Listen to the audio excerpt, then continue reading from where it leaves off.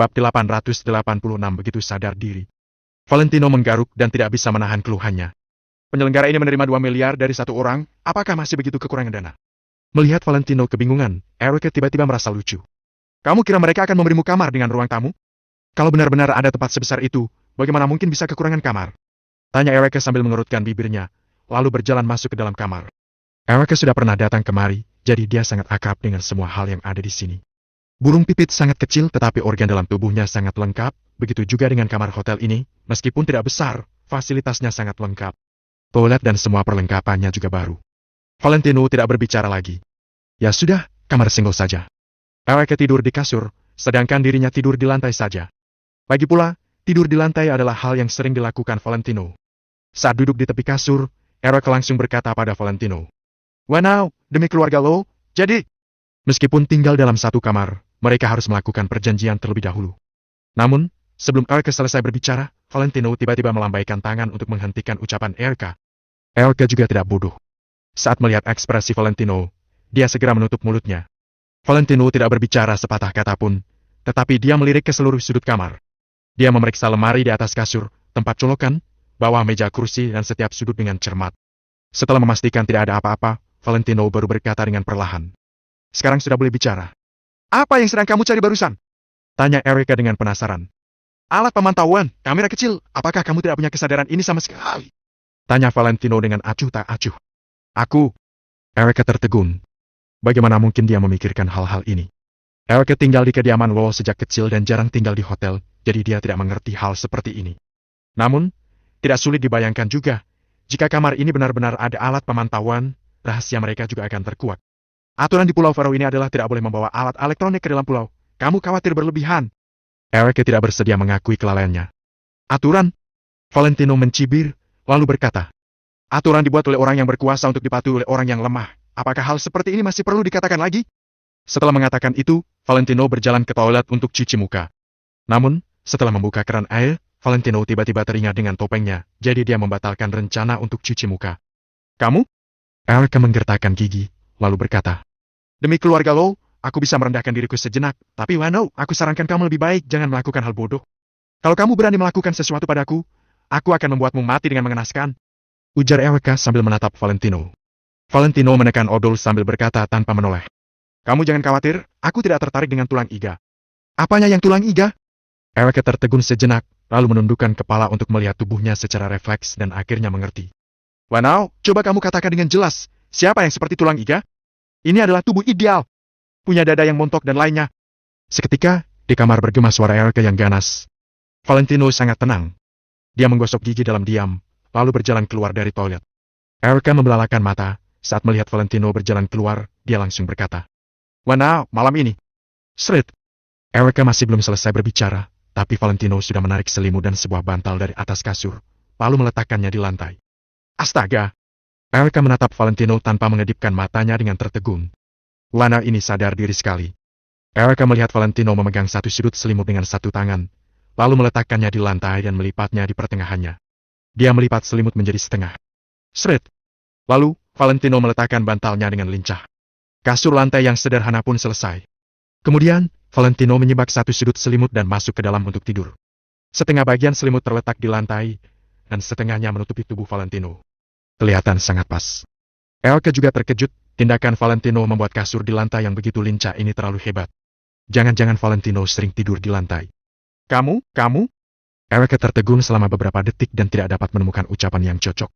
"Aku adalah anak yatim piatu sejak kecil, jadi sudah terbiasa tidur di jalanan." Valentino menjelaskannya dengan acuh tak acuh, lalu meregangkan tubuh dan membalikkan tubuh, hingga punggungnya menghadap Erica. Saat mendengar itu, Erica tertegun sejenak.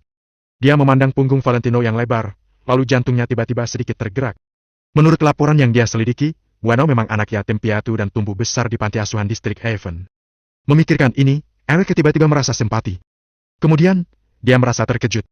Saat menghadapi wanita yang sangat cantik seperti dirinya, Valentino bahkan bisa tetap begitu tenang. Apakah Valentino benar-benar tidak memiliki pemikiran apa-apa terhadap dirinya saat tinggal sekamar dengannya? Bukankah orang-orang sering bilang bahwa lelaki adalah makhluk yang selalu berpikir dengan tubuh bagian bawah mereka? Kenapa si Wano ini sepertinya bukan seperti itu? Erica semakin tidak mengerti saat memikirkannya. Namun kenyataannya, Valentino memang tidak memiliki waktu untuk memikirkan hal lain. Otaknya dipenuhi banyak masalah. Raganya ada di Pulau Vero, tetapi hatinya mengkhawatirkan hal di luar. Valentino tidak khawatir dengan kota Vero.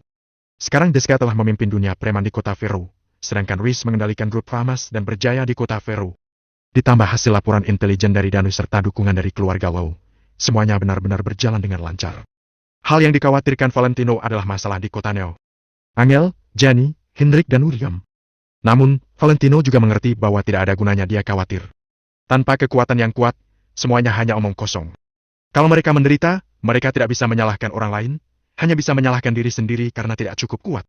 Oleh karena itu, Valentino harus mendapatkan apa yang dia inginkan dalam pelatihan kali ini di Pulau Vero. Karena dia sudah kemari, dia harus berusaha yang terbaik. Erica terdiam beberapa menit, lalu tiba-tiba berkata, "Now, ceritakanlah kisahmu padaku." "Tidurlah lebih awal," jawab Valentino dengan acuh tak acuh. Kamu kira aku suka mendengarnya? Aku hanya merasa tidak nyaman karena tidak ada ponsel dan ingin menghabiskan waktu saja." Erica mendengus, lalu langsung ke kamar mandi untuk mandi. Saat mandi, Erica sengaja membuat suara yang nyaring untuk mengganggu Valentino. Sedangkan Valentino tidak menghiraukan Erica. Dia segera tertidur pulas tanpa pemikiran lain.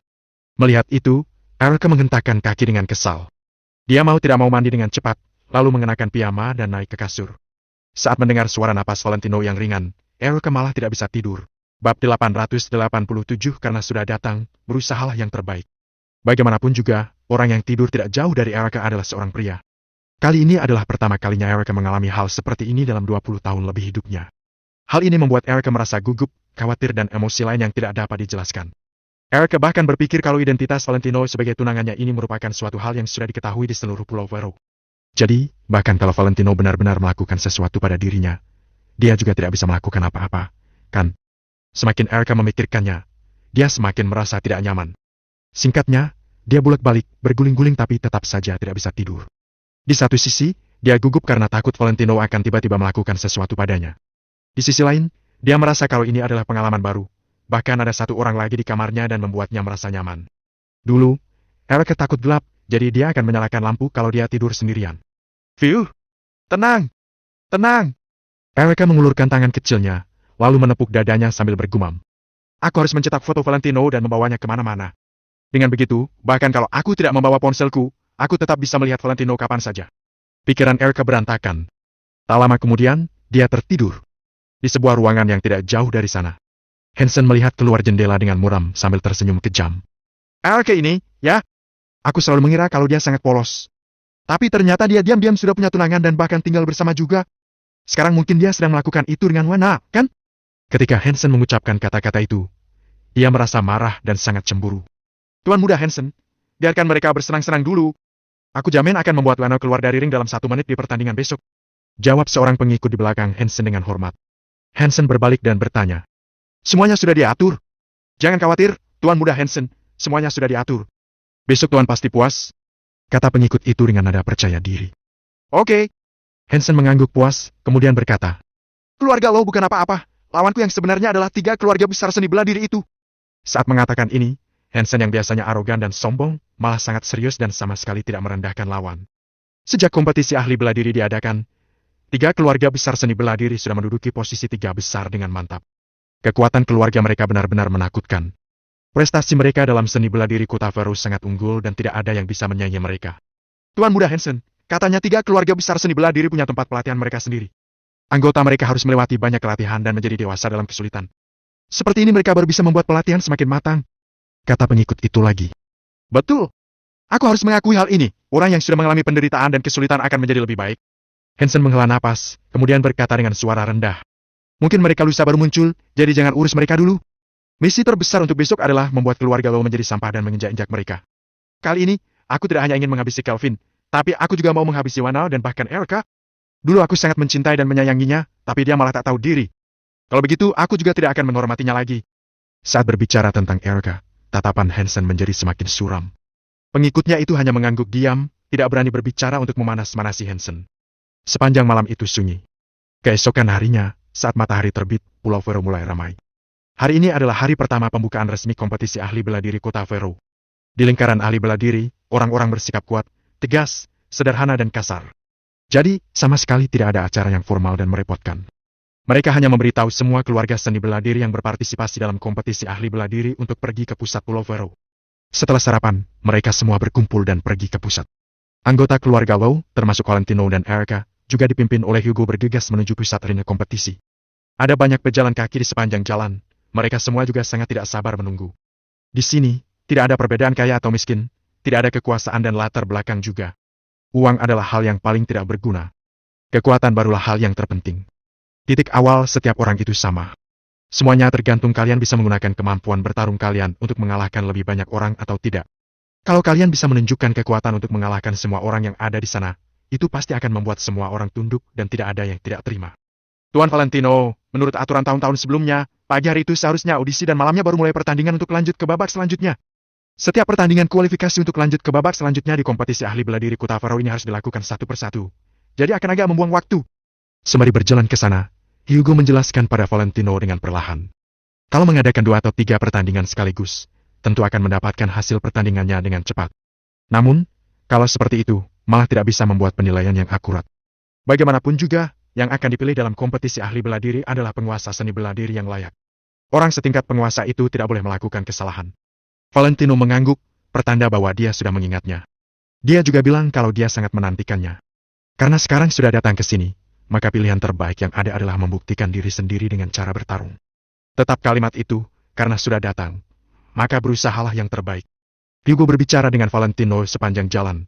Tak lama kemudian, mereka tiba di tempat kompetisi di tengah pulau.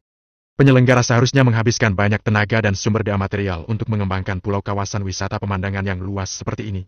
Tempat kompetisi di tengah adalah ring besar 2 meter, sama persis dengan ring yang ditampilkan di TV. Di kejauhan, sebuah panggung setinggi 5 meter yang kokoh dibangun dengan beton. Mereka bisa melihat semua sudut arena dengan jelas kalau duduk di atas panggung itu. Sebelumnya, Valentino sudah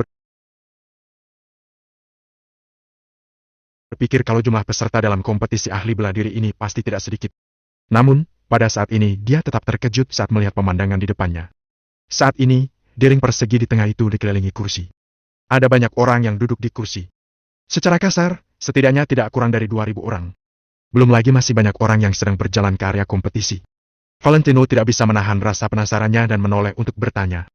Kenapa bisa ada begitu banyak orang? Keluarga seni bela diri di Kota Faro yang kelihatan saja sudah banyak, belum lagi yang tidak kelihatan. Mereka pasti tidak tahan untuk tidak berpartisipasi dalam acara seperti ini. Dan ada beberapa keluarga seni bela diri yang sama seperti sebelumnya, yang membentuk sekte. Jadi, akan ada banyak murid di bawah mereka. Bab 888 orang yang payah.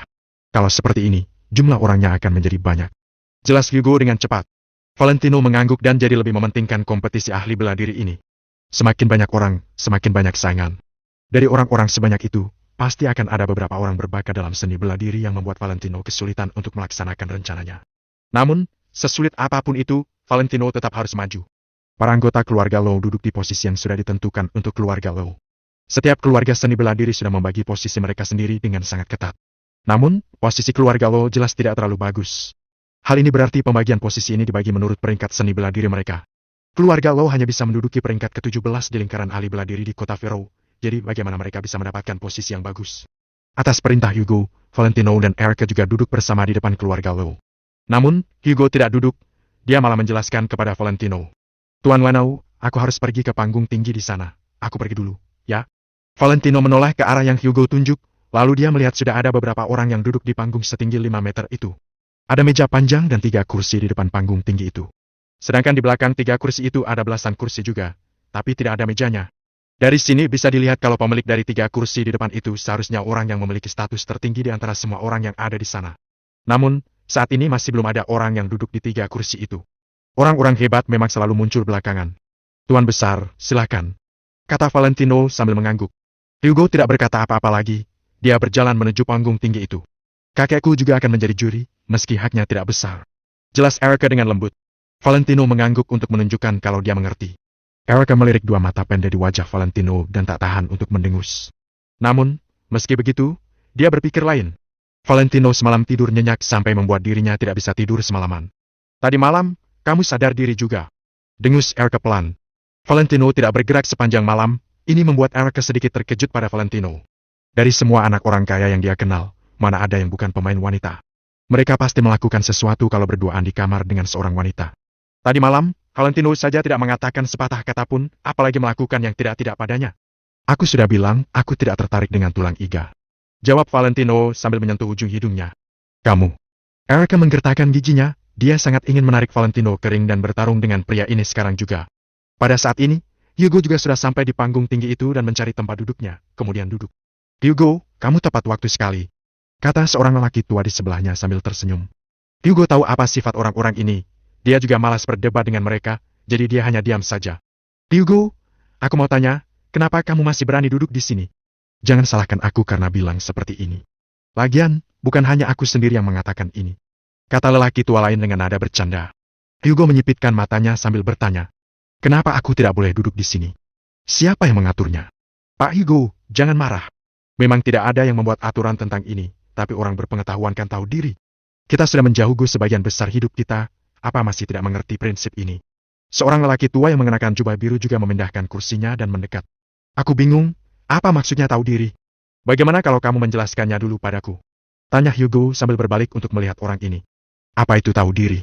Orang yang tadi pertama berbicara mencibir dan berkata, tahu diri itu adalah waktu itu keluarga Low turun dari 3 besar ke 5 besar dan akhirnya turun ke 10 besar. Sekarang malah turun ke peringkat 17. Aku sedang berpikir, apakah tahun depan akan jatuh ke peringkat 30 besar? Haha. Orang tua itu berkata dengan maksud lain, yaitu peringkat keluarga Low anjlok. Bagaimana mungkin Hugo masih memiliki harga diri untuk duduk di panggung tinggi ini? Dalam lingkaran ahli bela diri, prinsip yang harus diikuti adalah yang punya kemampuan naik, yang biasa saja tetap dan yang payah keluar. Di mata mereka, keluarga Low itu payah, anggota keluarga Low tidak memenuhi syarat untuk duduk di panggung yang sama dengan mereka. Lebih baik keluarga Low memberikan kursi ini pada orang lain. Sebelum kompetisi dimulai, kalian sudah membuat kesimpulan tentang keluarga Low. Bukankah seperti menilai tanpa mengetahui yang sebenarnya? Dan juga, kalian sudah hidup begitu lama, apa masih belum mengerti kata-kata jangan terlalu percaya diri dengan kata-kata sendiri? Hati-hati, jangan sampai nanti kalau ada apa-apa, kalian jadi malu sendiri. Kalian tidak mau seperti itu, kan? Jawab Hugo tak mau kalah. Orang tua yang sudah hidup cukup lama ini, semuanya licik. Intinya, mereka tidak akan bicara kalau tidak mengatakan kata-kata kotor. Ekspresi mereka langsung berubah saat mendengar apa yang Hugo katakan. Aku rasa Pak Hugo yang terlalu percaya diri, jangan sampai nanti malah jadi senjata makan tuan. Meskipun kami tidak tahu dari mana kepercayaan diri Pak Hugo berasal, kamu harus mengerti kalau 2 tahun ini, keluarga Low ada peningkatan, tapi yang lain juga ada peningkatan. Kata pria berjubah biru itu sambil mendengus dingin. Kalau begitu kita tunggu saja. Hugo mengatakan kalimat yang penuh makna, kemudian menatap Valentino dari panggung tinggi itu. Saat ini, semua harapan keluarga Low ada pada Valentino. Pada saat ini, Valentino menutup matanya dan beristirahat sambil menunggu kompetisinya dimulai.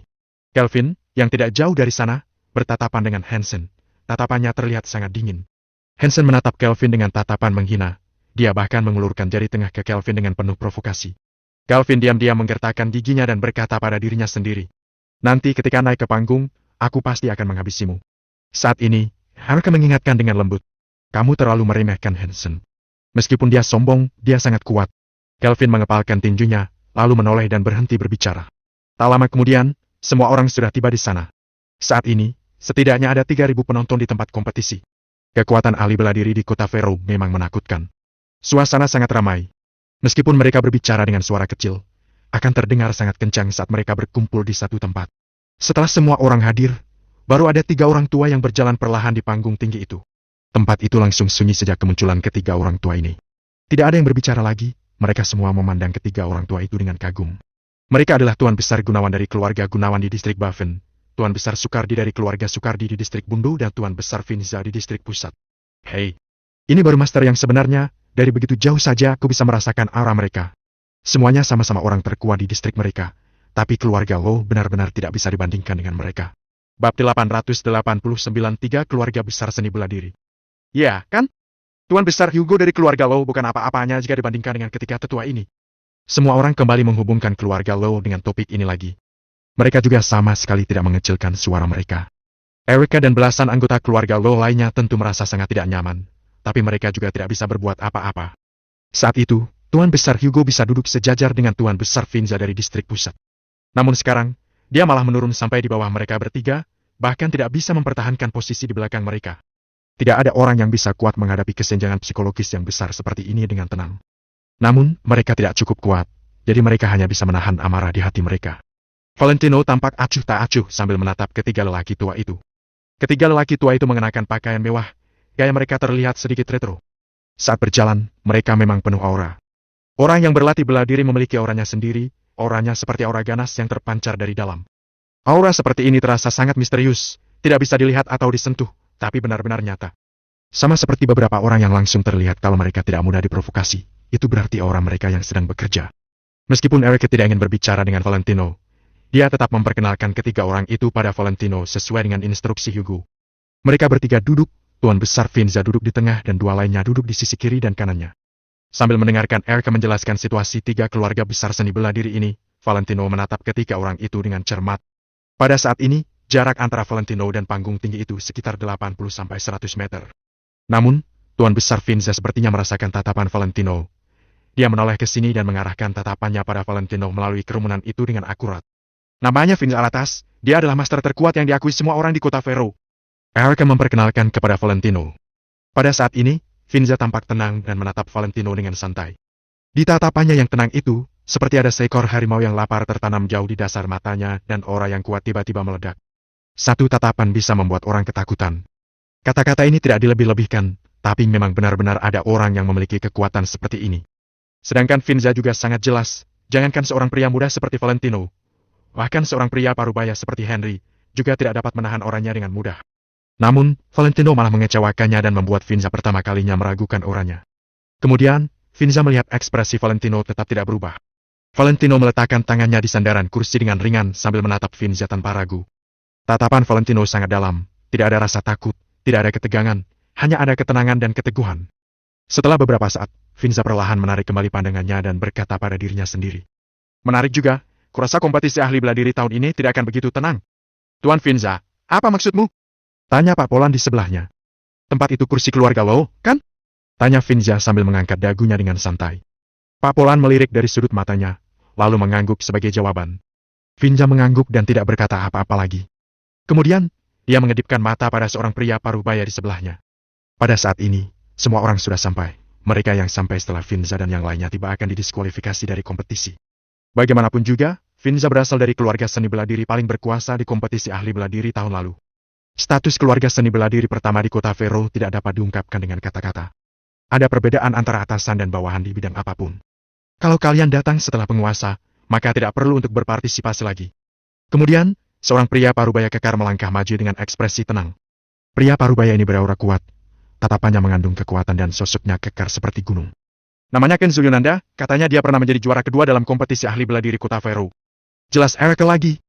Hari ini, Eric adalah ensiklopedia Valentino. Dia menjadi komentator untuk Valentino. Kenapa dia tidak berpartisipasi?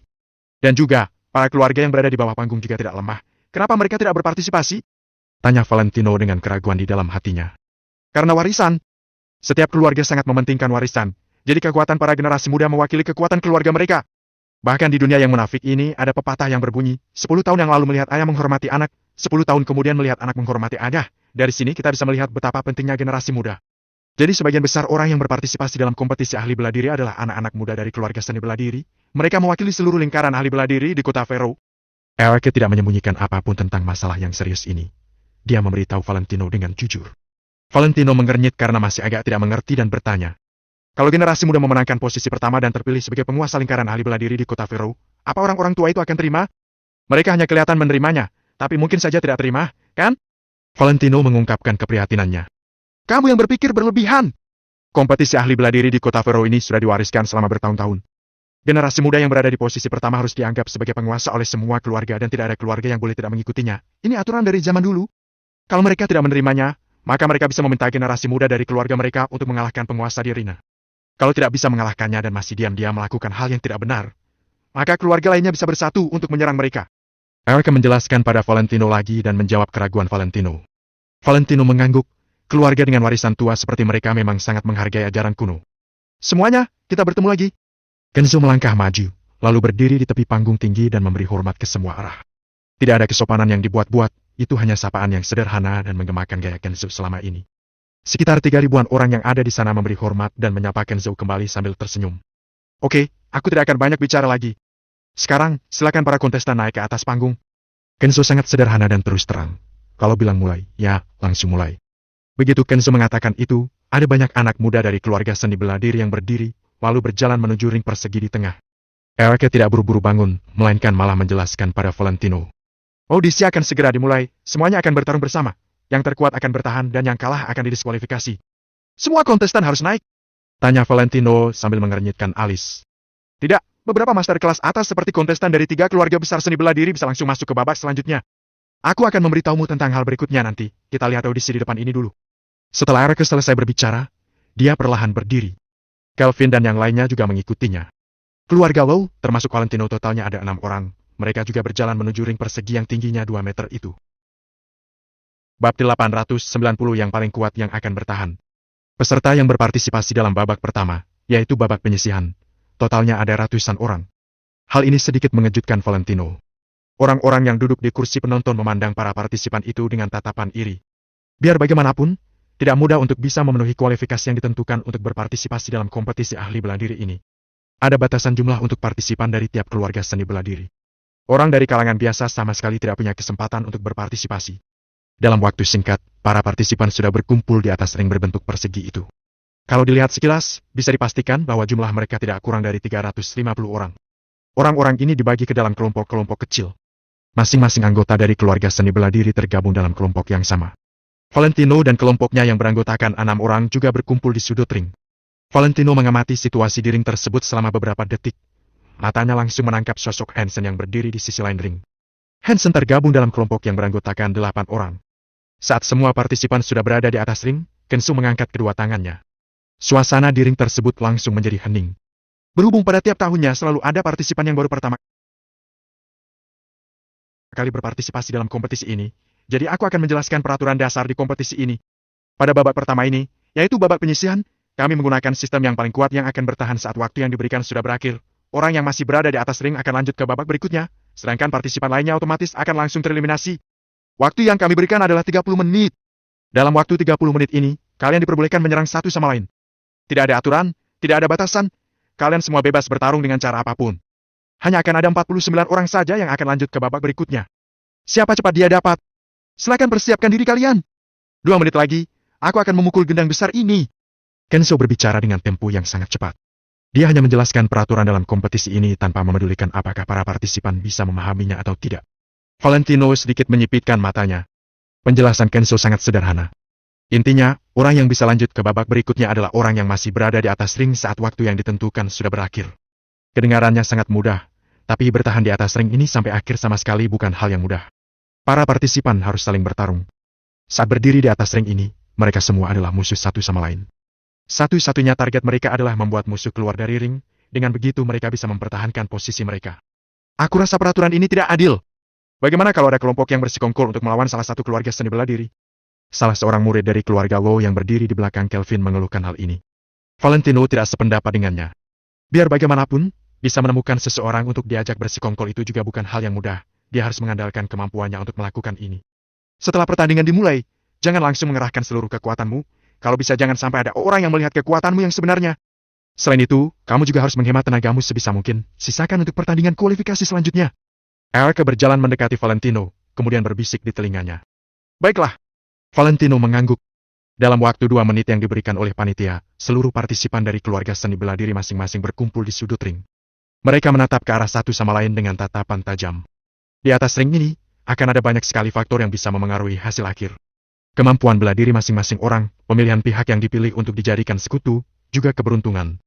Babak pertama dalam kompetisi ahli bela diri tahun ini akan dimulai dari sekarang. Waktu 2 menit yang diberikan sudah berakhir, Kenzo segera melangkah maju dan berjalan ke depan gendang besar yang sudah disiapkan sejak tadi. Dia mengangkat tinggi-tinggi stik di tangannya, kemudian memukul gendang itu dengan keras. Boom! Suara yang sangat lantang itu menggema di seluruh sudut di Pulau Vero. Wush! Dari dalam hutan yang ada di kejauhan, ada banyak sekali burung yang berterbangan keluar karena terkejut dengan suara ini. Mereka semua langsung pergi ke tempat yang jauh untuk bersembunyi.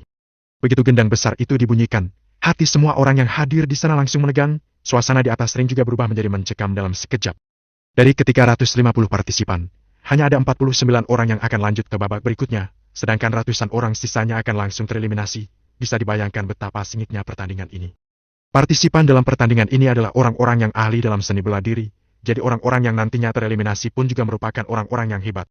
Saat mendengar suara gendang besar barusan, suasana di atas ring menjadi sangat hening. Biar bagaimanapun, para anggota keluarga seni bela diri ini biasanya selalu bergaul satu sama lain. Bahkan tadi malam mereka masih duduk-duduk dan mengobrol bersama.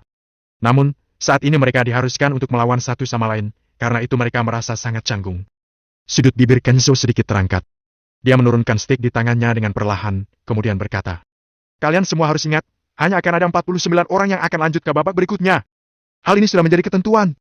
Saat waktunya sudah habis, jumlah orang yang ada di atas ring maksimal hanya 49 orang, tidak boleh melebihi jumlah ini. Kalau mereka masih berada di atas ring, maka kalianlah yang harus keluar.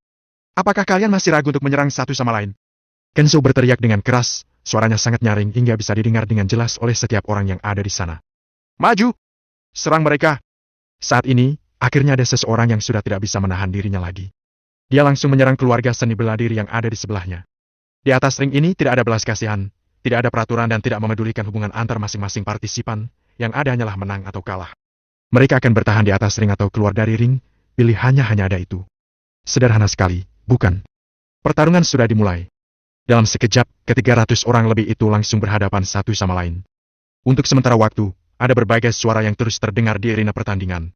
Suara-suara ini terdengar sangat nyaring. Ribuan orang yang menyaksikan pertandingan ini juga ikut merasa antusias. Satu persatu dari mereka mulai berdiri dari kursi masing-masing untuk menyoraki para anggota keluarga mereka yang berpartisipasi dalam kompetisi. "Semangat! Ayo pukul mereka! Kalian pasti bisa! Ayo Wenau, KRK! Kalian harus semangat!" Teriakan-teriakan ini terdengar sampai ke seluruh sudut Pulau Vero. Di sisi kanan dan kiri Valentino dan kelompoknya yang berjumlah 6 orang itu terdapat 2 kelompok dari keluarga seni bela diri yang berbeda. Kalau di total, jumlah mereka ada 11 orang. Secara kebetulan, kedua kelompok itu sama-sama menargetkan keluarga Low. Ada satu prinsip yang diketahui oleh semua orang, yaitu lebih baik menargetkan pihak yang lemah terlebih dahulu. Di mata mereka, keluarga Low adalah pihak yang lemah. "Wanau, meskipun jumlah orang di kelompok kita sedikit, kamu harus ingat, kalau bisa membantu, kamu harus membantu mereka. Tapi kalau tidak bisa, kamu tidak perlu memaksakan dirimu. Walaupun pihak lawan berhasil menyingkirkan 5 orang dari kelompok kita, itu tidak menjadi masalah. Asalkan ada 1 orang yang bertahan, kita masih punya harapan untuk menang. Tapi kalau ke-6-6-nya berhasil disingkirkan, maka riwayat keluarga Low akan berakhir di babak pertama ini." Erica memperingatkan seluruh anggota kelompoknya. Setelah itu, dia langsung berdiri dan menyerang pihak lawan. Kelvin dan yang lainnya merespons peringatan Erica barusan dengan sebuah anggukan. Asalkan ada 1 orang yang bertahan, mereka masih punya harapan untuk menang. Valentino juga menganggukkan kepalanya. Setelah itu dia berjalan ke belakang Erica. Valentino tidak bisa melindungi Kelvin dan yang lainnya, tapi setidaknya dia harus berusaha sebaik mungkin untuk melindungi Erica. Ada banyak sekali pertandingan yang berlangsung di atas ring berbentuk persegi yang menjadi arena pertandingan dalam kompetisi kali ini.